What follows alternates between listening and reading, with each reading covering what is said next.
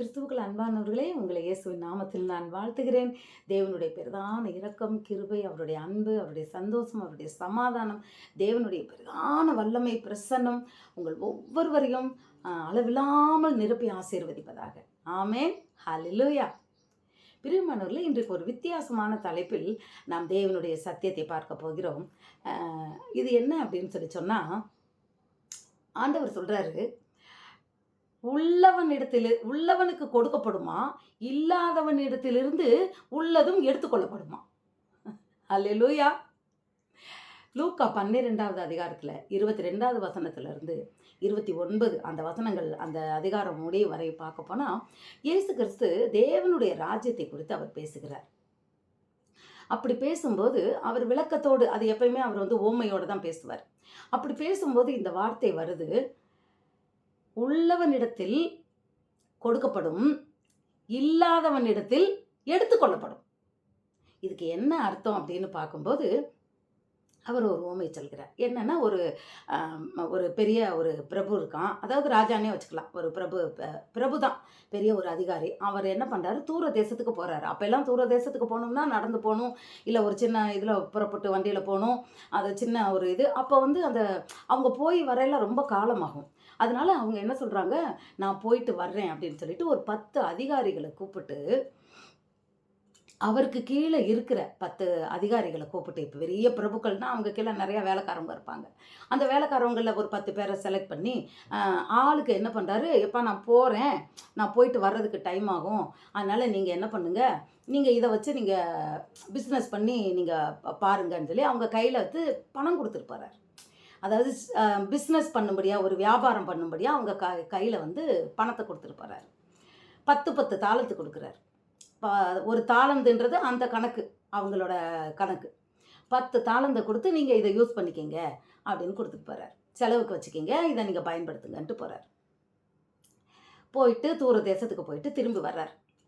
வந்தவொடனே ஒருத்தனை கூப்பிட்டு கேட்குறார், என்னப்பா, நான் உன் கையில் 10 ராத்தல் கொடுத்தனே, நீ என்ன பண்ணுன? உடனே அவர் சொல்கிறாரு, ஐயா, நீங்கள் 10 ராத்தல் கொடுத்தீங்க, நான் அதனால் 10 ராத்தல் சம்பாதிச்சிருக்கேன். வெரி குட், நல்லவனே, சூப்பர். நீ என்ன பண்ணு, உனக்கு நான் 10 ஊர் தர்றேன், அந்த 10 ஊரையும் நீயே பார்த்துக்கோ அப்படின்றார். ஏன்னா நம்பிக்கை வந்துருச்சு. ஏன்னா கொடுத்ததை அவன் பெருக பண்ணிட்டான் இல்லையா.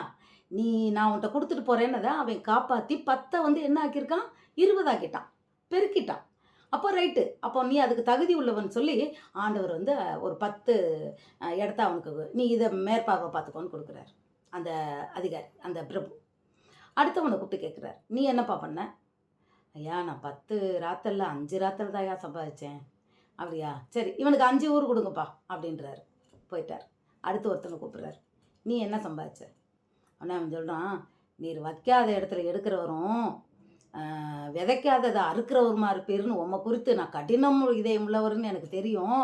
அதனால் பயந்து போய் நான் காசை பத்திரமா முடிஞ்சு வச்சுருக்கேன், இந்தாங்க அந்த 1 ரூபான்னு எடுத்து கொடுப்பார். ஒரு ராத்தல்னு கொண்டே கொடுப்பார். அப்போது அவர் என்ன சொல்கிறாருன்னா, அவர் வாயின் வார்த்தையின்படியே சொல்கிறாரு. நீ என்ன சொன்ன, வைக்காத இடத்துல எடுக்கிறவரும் விதைக்காததை அறுக்கிறவரும்னு என்னை குறித்து சொன்னேன்ல, அப்போது நான் அப்படிப்பட்டவனாக இருக்கேன்னு உனக்கு தெரியுது. நீ என்ன பண்ணியிருக்கணும், உனக்கு பிஸ்னஸ் பண்ண முடியலையா, அட்லீஸ்ட் இதை கொண்டு போய் ஒரு வட்டி கடைக்காரன்ட்ட கொடுத்து வச்சுருக்கலாம்ல. அப்போ அந்த ஒரு ராத்தலுக்கு நான் வர்ற வரைக்கும் வட்டி கிடச்சி பெருகி இருக்கும்ல, நீ ஏன் அதை செய்யாமல் புதைச்சி வச்ச அப்படின்னு சொல்லிட்டு, இவன்கிட்ட இருந்து பிடுங்குப்பா, அதை அந்த 10 உள்ளவனு கொண்டே கொடுப்பா. அந்த ஒத்த ராத்தலை பிடுங்கி அந்த 10, இவங்க 10 சம்பாதிச்சவங்களெல்லாம் வச்சுக்கிட்ட சொல்லிட்டாரு. அந்த 10 சம்பாதிச்சானா அது அவனுக்கு தான். ஓகே, இவனுக்கு 10 ஊரை கொடுத்துரு. இவன் 5 சரி 5 ஊரை கொடு. அப்போ இவனுக்கு ஒத்த ராத்தல்னோடனே அதையும் பிடுங்கி என்ன பண்ணுறாரு, அந்த 10 ராத்தலுக்கு உள்ளவன்கிட்ட கொண்டு போய் கொடுத்துட்றாரு. அப்போது கேட்குறாங்க, அவனுக்கு தான் 10 இருக்கே, நீங்கள் ஏன் அந்த ஒரு ராத்தலை கொண்டு போய் அவன் கையில் கொடுத்தீங்க அப்படின்னு கேட்குறாரு. அந்த மற்றவங்க கேட்குறாங்க அவரை பார்த்து. அப்போ அவர் சொல்கிறாரு, இயேசு கிறிஸ்து இப்போ இதை சொல்லிட்டு சொல்கிறாரு, இது போல் தான் அவனவனுக்கு நான் என்ன தாளந்து கொடுத்தனோ, இப்போ அவங்க ராத்தலை கொடுத்துட்டு போயிட்டாங்க, நம்ம ஆண்டவர் நமக்கு தாளந்தை கொடுத்துருக்கிறாரு. இப்போ பரலோகத்து தேவனுடைய ராஜ்யத்தை குறித்து நம்ம பேசிக்கிட்டு இருக்கோம் இல்லையா? அப்போ ஆண்டவர் சொல்கிறாரு, அவங்கவுங்களுக்கு ஆண்டவர் ஒரு தாளந்து கொடுத்துருக்கிறாரு. மியூசிக் போடுற தாளந்து, படிக்கிற பாட்டு பாடுற தாளந்து, சிலருக்கு வந்து பிரசங்கம் பண்ணுற தாளந்து, சிலருக்கு வந்து நிறையா நேரம் பைபிள் படிக்கிற தாளந்து, வசனங்களை பிரசங்கிக்க வைக்கிறது, அதை வியாக்கியானம் பண்ணுறது, அந்நிய பாஷையின் அடையாளத்தோடு சொல்கிறது, ஊழியம் பண்ணுறது, இப்படி அநேக தாளந்துகளை ஆண்டவர் ஒவ்வொருவருக்கும் அவர் பகிர்ந்து கொடுத்திருக்கிறார். அப்போது அதை நம்ம என்ன பண்ணிக்கிட்டு இருக்கோம்?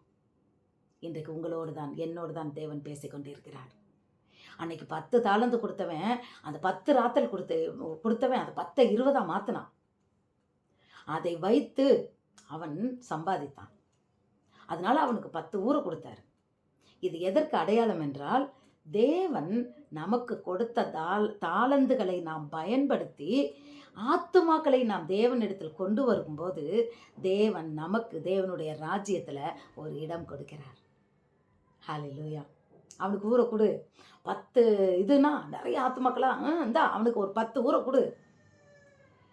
சரி இவன் 5 தான் ஆனா சரி இவனுக்கு 5 ஊர் கொடுன்னது போல நாம் செய்கிற கிரியைகளின் பலன் ஆண்டவர் என்ன சொன்னாரு?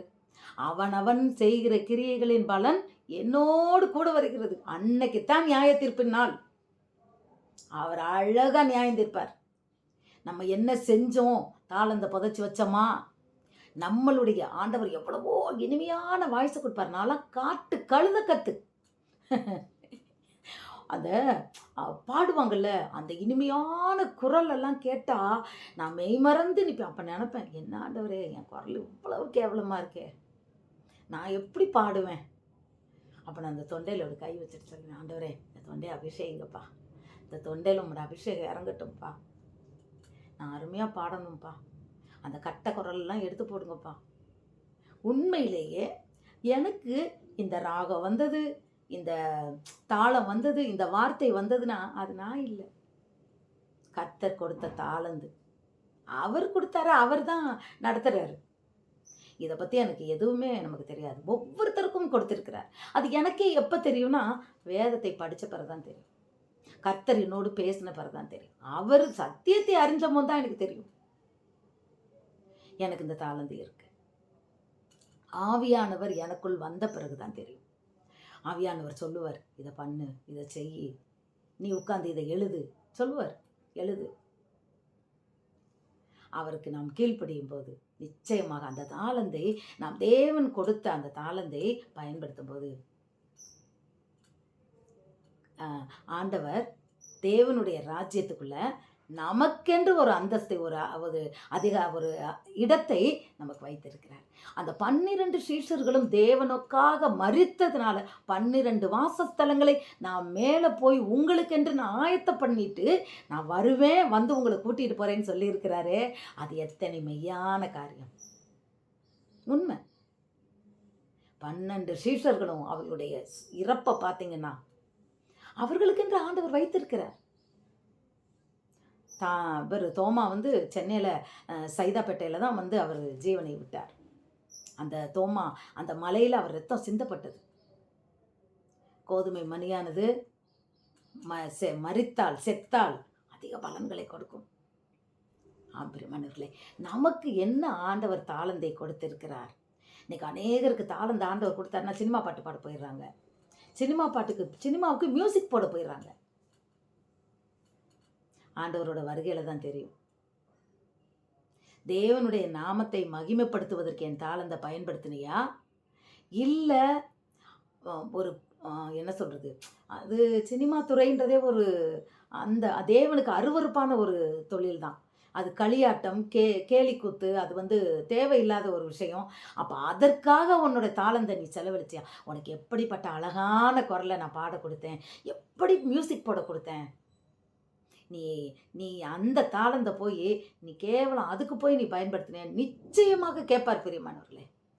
அநேகருக்காக நான் ஜெபம் பண்ணது உண்டு. யாரெல்லாம் இந்த சினிமா துறையில் மியூசிக் போடுறாங்களோ அவங்களுக்காக நான் பாரப்பட்டு ஜெபிப்பேன். அவங்க வாழ்க்கையெல்லாம் பாருங்கள், ஆசீர்வாதம்லாம் இல்லை. அவள் தேவனுக்குன்னு பயன்படுத்தாமல் போய் உலகத்துக்கு பயன்படுத்தினாங்கல்ல அந்த தாளந்தை. இன்றைக்கி அவங்க வாழ்க்கையில் பாருங்கள், டைவர்ஸு, கஷ்டம். தேவனுடைய பிள்ளைகள் அவர் கொடுத்த அந்த அவங்க சம்பாதிச்ச சம்பளத்தை அந்த பணத்தினால நிம்மதி இருந்ததா? இல்லை. இப்பயும் கைவிடப்பட்டாங்க. ஆண்டவர் வருகையின் போதும் அதுக்குள்ள அவங்க மனம் திரும்பினா உண்டு. ஏன்னா தேவன் மனம் மாறி நாம் தேவனிடத்துல அந்த தகப்பன் தன் பிள்ளைகிட்ட அன்னைக்கு அந்த இளைய குமாரன் கெட்ட குமாரன் எப்படி திரும்பி போனா, அப்போ ஆண்டவர் கட்டி அந்த தகப்பன் கட்டி பிடிச்சி மோதிரத்தை போட்டு ஆடையை கொடுத்து போகிறதெல்லாம் நம்ம மனம் திரும்பாமல் பாவம் பண்ணியிருந்தாலும் அதை உணர்ந்து நாம் கெட்ட குமாரனை போல நாம் மனம் திருந்தி தேவனிடத்துல நம்ம வரும்போது அவர் நம்மளை இரட்சிப்பின் வஸ்திரத்தினால் அலங்கரித்து அவருடைய முத்திரை மோதிரத்தை நமக்கு கையில் கொடுத்து அவரை அழகாய் அவருக்காய் பயன்படுத்துவார். நிச்சயமாக இது சத்தியம். இன்றைக்கு புதைக்கப்பட்ட தாளந்து தோண்டி எடுங்க, நீங்க அதை பயன்படுத்துங்க. நிறைய பேர் நான்லாம் பார்க்குறதுக்கு எப்படி இருக்கேன், கிளவி இல்லை, பாட்டி ஆண்டவருடைய எனக்கு என்ன ஏதோ ஆண்டவருக்கு ஊழியம் செய்யணும், கர்த்தருக்காக நம்ம நிற்கணும். நிறைய இடங்களில் போய் நான் பிரசங்கத்துக்காகலாம் நான் ஆசைப்பட்டு நான் கேட்பேன். நான் ரொம்ப நாள் ஆசைப்பட்டிருக்கேன். நம்ம மைக்கு பிடிச்சு பாடணும், ஆண்டவர் சத்தியம் சொல்லுவார், நமக்கு கொடுத்த பாடல்களை பாடணும். அதுக்கப்புறம் ஆண்டவருடைய சத்தியம் நமக்கு என்னென்னலாம் தேவன் பேசுகிறாரோ, எத்தனையோ பேர் ஆண்டவர் சொல்லுவார், இதை நீ செய்யும்பார். அப்போ நம்ம இருந்தது மாதிரி எத்தனை பேர் இருக்கிறாங்க, அவங்களுக்கு நம்ம சொல்லணும், நம்ம பேசணும்னு நினைப்பேன். அதனுடைய ஒரு ஆசை தான், அதனுடைய ஒரு பலன் தான் இந்த யூடியூப் ஊழியம். மற்றபடி நான் பணம் சம்பாதிக்கணும், நான் என்ன இலவசமாய் கொடுத்ததே இலவசமாய் பெற்று நான் இலவசமாக உங்களுக்கு கொடுக்குறத ஆண்டவர் என்ன சொல்கிறார் சீஷர்களை பார்த்து, பிசாசுகளை திரட்டுவீர்கள், வியாதியஸ்தரை குணப்படுத்துவீர்கள், பிசாசு உங்களை கண்டு அலரும், இலவசமாய் பெற்றுக்கொண்டதை இலவசமாக ஜனங்களுக்கு கொடுங்கன்னு தான் அவர் கொடுத்தார். பிரியமானவர்களே, அந்த தாகத்தோடு கூட அந்த வாஞ்சியோடு கூட தான் உண்மையில் நான் இந்த இதுக்கு நான் வந்தேன். ஆனால் அவங்க சொல்கிறாங்க என்ன சப்ஸ்கிரைப் வரணும், இது வரணும், மானிட்டேஷன் ஆகணும். அதெல்லாம் நான் ஆரம்பத்தில் அதெல்லாம் தேவையில்லை, ஆண்டவரை என்ன நடத்துவார். ஒவ்வொரு நாள் நான் என்ன சொல்லுவேன் தெரியுமா, அப்பா இது உண்மை ஊழியம்ப்பா. என் பையன் கூட என்ன சொன்னான், அம்மா நீ பாரு இப்படி வெள்ள முடிய வச்சுக்கிட்டு நீ இருக்க, உன்னை யார் பாப்பா, டை அடிச்சுக்கம்மான்னு சொன்னான். நான் சொன்னேன், என்ன பார்க்க வேண்டாம்டா, எனக்குள்ள இருக்க அபிஷேகத்தை பார்க்கட்டும், என்ன பார்க்க வேண்டாம், கர்த்தருடைய வார்த்தையை கேட்கட்டும், கர்த்தருடைய வசனத்தை கேட்கட்டும், என்ன என்னத்துக்கு அவங்க பார்க்கணும். ஏன்னா டை அடித்தா பொய்ன்னு தானே போயிடும் இல்லையா. நீங்கள் அநேகர் அது எனக்கு பிடிக்கலை, அது அவங்கவுங்க இஷ்டம், எனக்கு பிடிக்கலை. தேவனுக்காய் நாம் நிற்கும்போது ஆண்டவர் நிச்சயமாக நம்மேல் வாஞ்சையாக இருப்பார். பெருமானவர்களே, இன்றைக்கு உங்கள் தாளந்துகளை பயன்படுத்துகிறீங்களா? உங்கள்கிட்ட என்ன தாளந்து இருக்கோ, எது இருந்தாலும் சரி, வாலிபர் கூட்டத்தை நடத்துங்க, பெண்கள் கூட்டத்தை நடத்துங்க, சண்டே கிளாஸ் எடுங்க. பிரியமானவர்களே, அதை போல ஒரு ஊழியமே இல்லை. நீங்கள் இன்றைக்கி அபிஷேகித்திருக்கலாம், நல்ல ஒரு பைபிள் நாலேஜ் உங்களுக்கு இருக்கலாம். அப்படிப்பட்ட வாலிப பிள்ளைகள்லாம் குட்டி பிள்ளைங்களுக்கு வயசாகி கூட இருக்கலாம். என் ஃப்ரெண்டுக்கு ஒருத்திக்கு 60 என்ன மாதிரி தான் 67 வயசு ஆயிடுச்சு. அவள் இப்போ இந்த வருஷம் சண்டே கிளாஸ் எடுக்க ஆரம்பிச்சிருக்கா. அவங்க சர்ச்சில் கேட்டாங்களா, சண்டே கிளாஸ் எடுக்க ஆள் இல்லை, யார் எடுப்பீங்கன்னா இவன் நான் எடுக்கிறேன்னு போய் வாஞ்சி புத்தகத்தையெல்லாம் படித்து போய் எடுக்கிறா. அப்படி ஒன்றும் அவள் தரோ கிடையாது பைபிளில். அவளை படின்னு நான் தான் அவளை கஷ்டப்படுத்தினேன். பெரிய பைபிள் வாங்கி கொண்டே கொடுத்தேன். படிக்க முடியாது, எனக்கு கண்ணாடி இல்லை, கண்ணாடி வாங்கி கொடுத்தேன். எப்படியாவது சத்தியத்தை அறிய மாட்டாளான்ட்டு. இன்றைக்கி முழுதும் தேர்னம்னு சொல்ல முடியாது, ஆனாலும் அந்த குழந்தைகளை நடத்தக்கூடிய அந்த ஞானம் இருந்து அவனை அந்த வாஞ்சை இருந்து அவள் தாளந்தை பயன்படுத்துகிறான். தேவன் வருகையில் அவர் சந்தோஷப்படுவார். வயது ஒரு காரணமே இல்லை. பிரியமானவர்களே, நேற்று கூட ஒரு ஊழியக்காரர் பேசினார். அவர் சொன்னார், எத்தனை வயதானாலும் ஆண்டவரோட ஊழியம் செய்யலாம். அப்போ எனக்கு எவ்வளோ சந்தோஷமாக இருந்தது தெரியுமா அந்த வார்த்தையை கேட்டுட்டு. இதை வேறு என்ன வேணும், கவர்மெண்ட் வேலை 60 வயசில் போ அப்படின்னு தள்ளி விட்டுறாங்க. ஆனால் நம் ஊழியத்தை ஆண்டவர் நாம் வரிக்கும் வரையிலும், மோசே எப்படி 120 வயதில் வரையிலும் அவங்க சாகிற வரைக்கும் ஊழியம் தான் பண்ணாங்க. அதுபோல் தான் பெருமை ஒவ்வொரு ஊழியக்காரங்களும் மரிக்கும் வரை ஊழியம் பண்ணாங்க. என்ன ஒரு ஸ்லாக்கியம். ஹல்லேலூயா. அப்போ மோசே சொல்கிறாரு, எனக்கு 120 வயது, என் கண் பார்வை மங்களை, என் சரீர பலன் குறுகலை. பிரியமானவர்களே, நீங்களும் உங்கள் தாளந்துகளை பயன்படுத்தும் போது நீங்கள் அப்படித்தான் இருப்பீர்கள். எனக்கு கூட இந்த வீடியோலாம் நான் போட கர்த்தருக்கு ஊழியத்துக்கு என்னை ஒப்பு கொடுத்து ஆரம்பித்த பிறகு உண்மையில் நான் வந்து நல்லா ஃபீல் பண்ணுறேன். நான் கிளவின்ற ஃபீலிங்லாம் எனக்கு இல்லை. நான் அப்படி நினச்சிருந்தேன்னா அப்புறம் நான் சீக்கிரம் சோர்ந்து போயிடுவேன்ல. உற்சாகம். ஆமென். கர்த்தருக்காக நிற்கணும். இது கர்த்தருடைய ஊழியம். நீங்கள் ஊழியம் செஞ்சீங்கன்னா அது உங்கள் ஊழியம் இல்லை பிரியமானவர்களே. அவர் தான் எஜமானன். அவர் நடத்துவார். அவர் சொன்னது செய்யுங்க, அது போதும். அவ்வளோதான். வேற ஒன்றும் கிடையாது. ஊழியம்னா என்ன? அவர் சொன்னால் நம்ம செய்யணும், அவ்வளோதான். அதனால் இன்றைக்கு இந்த வீடியோ பார்த்து கொண்டே இருக்கிறதுல அநேக பேரை ஆண்டவர் பேசுகிறார். மகளே, மகனே, உன் தாளந்தை எனக்கென்று பயன்படுத்துவாயா? நான் வரும்போது உன் தாளந்தை பார்த்து, நீ பயன்படுத்தினதை பார்த்து, நான் உனக்கென்று ஒரு இடத்தை நான் ஆயத்தம் பண்ணி தரும்படியாய் உன்னை ஒப்பு கொடுப்பாயா? இன்று கர்த்தருடைய சத்தத்துக்கு நாம் கீழ்ப்படிவோமா? மெய்யாகவே தேவன் ஜீவன் உள்ளவர்.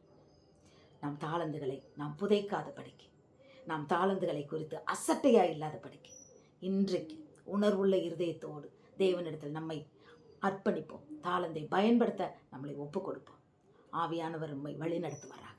இயேசுவின் நாமத்தில் பிதாவே, ஆமென். ஹல்லேலூயா. கர்த்தர் உங்களை ஆசீர்வதிப்பாராக. தொடர்ந்து தாளந்தை பயன்படுத்துங்கள். கர்த்தருக்கு பிரியமான ஊழியக்காரனாக இருங்கள். கர்த்தர் மெய்யாகவே உங்களையும் உங்கள் தலைமுறையும் அவர் ஆசீர்வதிப்பார்.